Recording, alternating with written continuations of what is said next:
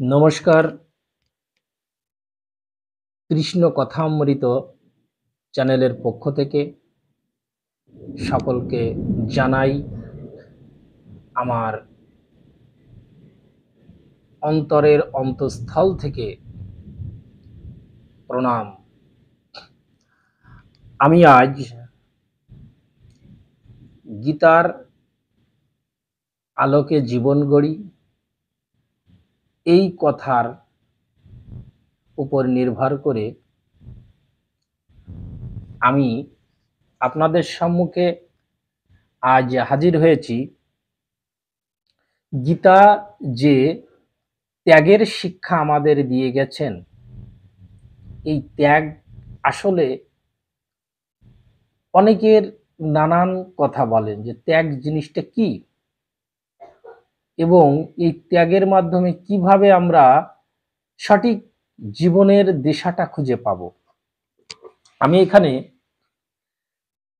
ত্যাগ যে কি সেই সম্পর্কে, আমাদের কি ত্যাগ করা উচিত এই সম্পর্কে আমি আপনাদের তুলে ধরছি। তা আমরা বাস্তবভাবে আমরা এটা আলোচনা করব। যেরকম প্রথম যে ত্যাগের কথা আমরা বলবো, এখানে নিষিদ্ধ কর্মের সর্বতোভাবে ত্যাগ। নিষিদ্ধ কর্মের সর্বতোভাবে ত্যাগ। নিষিদ্ধ কর্মটা কি? মনে করেন আপনি চুরি, ব্যভিচার, মিথ্যা কথা বলা, অপরের সম্পত্তি দখল করা, অপরের অর্থ সম্পদ লুটে নেওয়া, এগুলো তো নিষিদ্ধ কর্ম। তাহলে এগুলো যদি আমি ত্যাগ করি তাহলে তো অবশ্যই আমি ভালো কিছু করব। অর্থাৎ আমাকে দেখতে হবে যে ত্যাগ জিনিসটা কি ত্যাগ করতে বলছে। এটা তো প্রত্যেকটা মানুষেরই কর্তব্য যে আমি এগুলো ত্যাগ করি। দ্বিতীয়টা হচ্ছে কাম্যকর্মের ত্যাগ। কাম্যকর্মটা কি? স্ত্রী, পুত্র, ধন, সম্পদ এগুলোর জন্য কামনা বাসনা করা যাবে না। কোনো রোগ, কোনো সম্পদ প্রাপ্তি এর জন্য আমার কামনা করার দরকার নাই। এখানে বলেছে যে আমি যদি সদা সত্য কথা বলি, সৎ পথে চলি, মানুষের যদি ক্ষতি না করি, অবশ্যই ঈশ্বর আমাকে ভালো রাখবেন। তাহলে আমার এটা তো কামনা বাসনা, কামনার দরকার নাই। আমাকে আগে মেন যে জিনিসটা ত্যাগ করতে হবে, আমার যে নিত্য যে মানে নিষিদ্ধ যে কর্মগুলো আছে এগুলো আমি ত্যাগ করি, আমি অলরেডি সুন্দর পথে চলবো। তৃতীয় হচ্ছে তৃষ্ণার্ত ভাবে ত্যাগ। তৃষ্ণা সর্বতোভাবে ত্যাগ। তৃষ্ণা জিনিসটা কি? আমার অনেক আমার মান সম্মান বৃদ্ধি পাবে, আমার কীর্তি বৃদ্ধি পাবে, আমার মানে প্রতিষ্ঠা, আমার যশ, আমার স্ত্রী পুত্র, ধন সম্পদ যে বৃদ্ধি পাবে, এটা আমার দরকার নাই। আমি যদি নিজেই সঠিকভাবে চলি, ঈশ্বর আমাকে এগুলো এমনিই দেবেন। অর্থাৎ আমাকে কামনা বাসনার দরকার নাই। তো আমি আমার পথে সঠিকভাবে চলবো, কি হবে একমাত্র ঈশ্বর দেখবেন। অর্থাৎ আমি আমার কর্তব্য কর্মটা সঠিকভাবে করব, আমার আমার বিধান অনুসারে আমার যে সঠিক যে কর্মগুলো আছে এগুলো আমাকে করতে হবে। অর্থাৎ আমার এইগুলো তো আমার এইটা দরকার, এটা দরকার, এটা বলার দরকার নাই, এটা চাওয়ার দরকার নাই, এটা কামনার দরকার নাই, আমি এমনি এগুলো পেয়ে যাব। চতুর্থ হচ্ছে স্বার্থবশত অপরের সেবা গ্রহণ করা। এটা বলছে যে আমি কারো কাছে নিজের জন্য কিছু কামনা করলাম, যে আমাকে কিছু হেল্প করো, আমি এই কাজটা করব, আমাকে এত টাকা দাও, আমাকে জমি দাও, আমাকে গাড়ি দাও। আমি কারো কাছে প্রত্যাশিত কোনো কিছু যদি আমি প্রত্যাশা করি যে আমি তার কাছে সেই জিনিসটা প্রাপ্তি হলেই আমি বড় কিছু হব, এটা দরকার নাই। কোনো কিছু অপরের কাছে চেয়ে সেই জিনিস নিয়ে বড় হওয়া, এটা দরকার নাই। এটা আমাদের ত্যাগ করতে হবে। দেখেন, ত্যাগ জিনিসটা প্রত্যেকটা মানুষের কাছে একেবারে মানে সাধারণ জিনিস। এটা এমন কোনো জিনিস ত্যাগ নয় যে আমি এইটা করতেই পারবো না। এখানে ভগবান শ্রীকৃষ্ণ এইভাবে বলেননি।